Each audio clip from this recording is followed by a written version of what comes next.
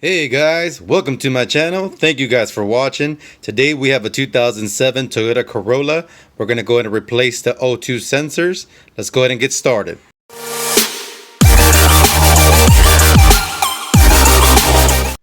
Alright guys, so we're looking at the front of the vehicle. We're going to go to the back by the wall and then back here.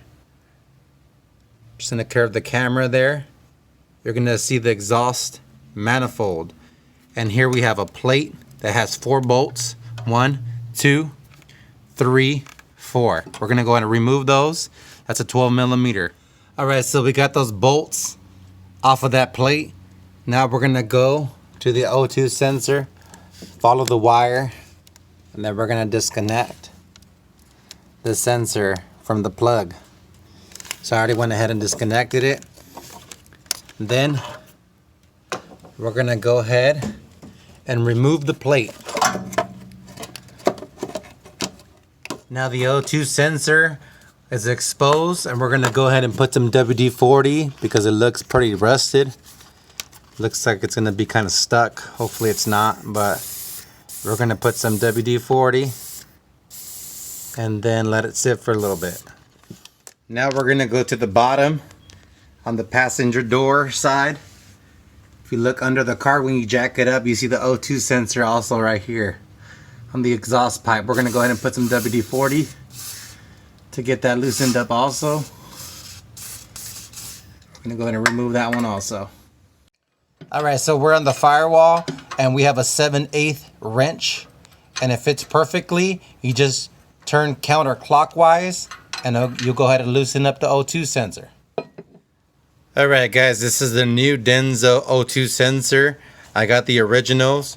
I've had trouble with generic brands and they do not work for me. So I just stick with the stock, especially on the O2 sensors. So this is the part number for the Corolla, which is 2349052. This is for the top one, bank 1. Alright, so we have the new O2 sensor on there. You just turn it clockwise and then just tighten it up, but not too crazy tight where you break something.